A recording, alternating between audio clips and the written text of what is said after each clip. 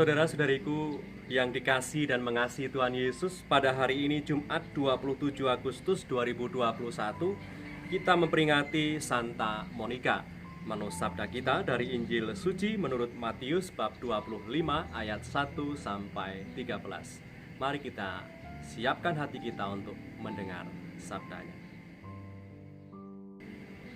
Sekali peristiwa Yesus bersabda, "Pada waktu itu, hal kerajaan surga seumpama 10 gadis. Ia mengambil pelitanya dan pergi menyongsong mempelai laki-laki. 5 diantaranya bodoh dan 5 bijaksana. Gadis yang bodoh itu membawa pelitanya tetapi tidak membawa minyak, sedangkan gadis-gadis yang bijaksana itu membawa pelitanya dan juga minyak dalam buli-buli mereka. Tetapi karena mempelai itu lama tidak datang-datang juga, mengantuklah mereka semua lalu tertidur. Waktu tengah malam terdengarlah suara orang berseru, 'Mempelai datang, songsonglah dia!' Gadis-gadis itu pun bangun semuanya lalu membereskan pelita mereka. Gadis-gadis yang bodoh berkata kepada gadis-gadis yang bijaksana, 'Berikanlah kami sedikit dari minyakmu itu, sebab pelita kami hampir padam.' Tetapi jawab gadis-gadis yang bijaksana itu, 'Tidak, nanti tidak cukup untuk kami dan untuk kamu. Lebih baik kamu pergi kepada penjual minyak dan beli di situ.' Akan tetapi, waktu mereka sedang pergi untuk membelinya, datanglah mempelai itu dan mereka yang telah siap sedia masuk bersama-sama dengan dia ke ruang perjamuan kawin, lalu pintu ditutup. Kemudian datang juga gadis-gadis yang lain itu dan berkata, 'Tuan, Tuan, bukakanlah kami pintu.' Tetapi ia menjawab, 'Aku berkata kepadamu, sesungguhnya aku tidak mengenal kamu. Karena itu berjaga-jagalah, sebab kamu tidak tahu akan hari maupun akan saatnya.' Demikianlah sabda Tuhan. Terpujilah Kristus. Saudara-saudariku yang terberkati, pada hari ini di dalam perumpamaan Tuhan Yesus menyampaikan sebuah perumpamaan tentang kerajaan surga seperti 10 gadis dengan masing-masing menggunakan pelitanya untuk menyambut mempelai laki-laki. 5 gadis bijaksana dikatakan bijaksana karena ia menantikan kedatangan mempelai laki-laki lengkap dengan cadangan minyaknya. Sedangkan 5 gadis yang lainnya dianggap sebagai tidak bijaksana, dikatakan tadi sebagai gadis yang bodoh karena mereka membawa pelita tetapi tidak dengan cadangan minyaknya. Kalau kita mengikuti alur kisah perumpamaan itu, ada sesuatu yang aneh dan janggal yang menurut kita tidak seharusnya seperti itu, harusnya seperti ini. Mengapa aneh? Karena tadi dikisahkan 5 gadis bijaksana ketika mereka sedang beristirahat, lalu tiba-tiba mempelai laki-laki datang, lalu mereka bangun semua. Ketika didapati bahwa 5 gadis bodoh minyak cadangannya tidak membawa, lalu mereka minta kepada gadis bijaksana. 5 gadis bijaksana itu menolak untuk memberikan cadangan minyaknya kepada gadis bodoh itu. Katanya bijaksana, kok pelit dan egois. Dan ini menurut kita ada keanehan di situ, dan Tuhan Yesus ingin agar di dalam perumpamaan yang memunculkan tanda tanya dan keanehan itu mengajak kita untuk melihat dan merenungkan secara lebih dalam. Kisah akan perumpamaan yang kita dengar pada hari ini bukanlah soal gadis bijaksana yang pelit karena tidak mau berbagi cadangan minyaknya kepada 5 gadis yang lain itu, tapi perumpamaan ini lebih bicara soal kita manusia dan cara hidup kita di tengah dunia ini.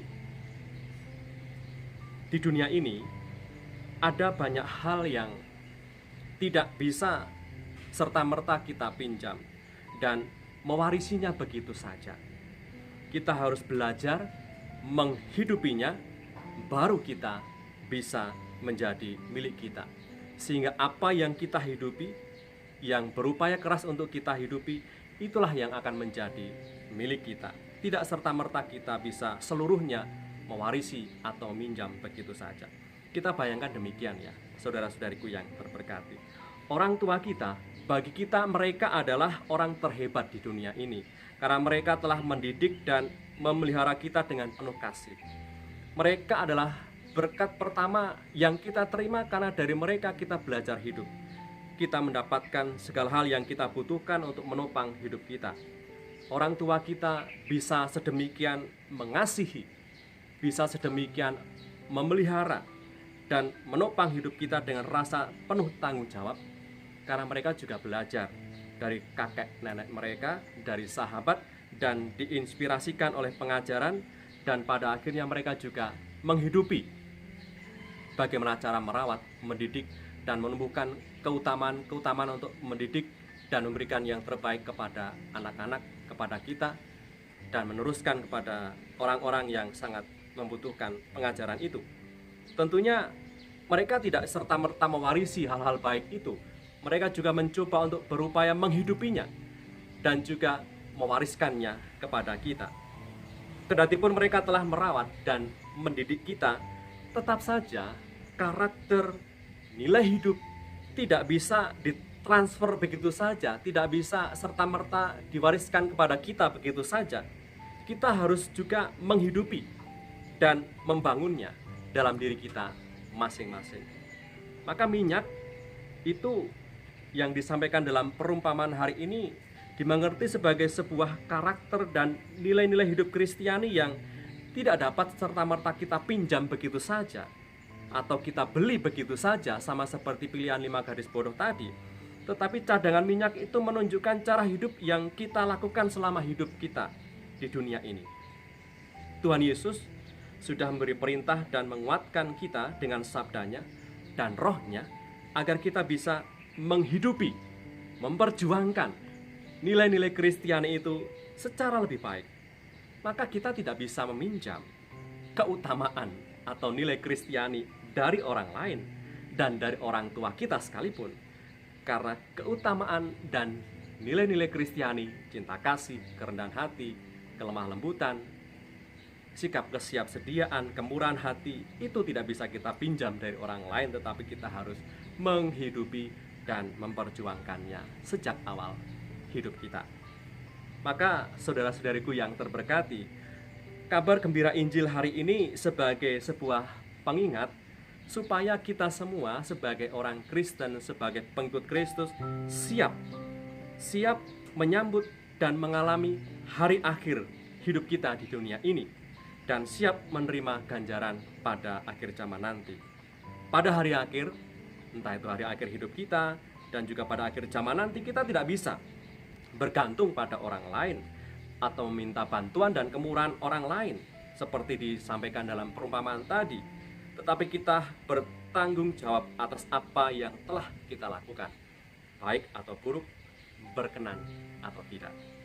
Maka menekuni hari ini dengan baik itu lebih bijaksana daripada menunggu nanti. Marilah berdoa dalam nama Bapa dan Putra dan Roh Kudus. Amin. Allah Bapa Maha Baik, kami bersyukur karena Engkau memberikan kepada kami teladan Santa Monika supaya bisa bertekun dalam doa dan pengharapan. Oleh karena ketekunannya berdoa dan berserah kepadamu, Agustinus anak sulungnya bertobat bahkan pun menjadi orang kudus-Mu. Semoga kami tidak hanya berhenti meratapi keadaan kejatuhan kami, tapi mau bangkit menatap ke depan, berjalan bersama Yesus Kristus Putra-Mu, Tuhan dan pengantara kami, yang hidup dan beraja bersama Engkau dalam persekutuan Roh Kudus sepanjang segala masa. Amin. Berkat Allah yang Maha Kuasa turun atas kita semua, Bapa dan Putra dan Roh Kudus. Amin. Santa Monika, doakanlah kami.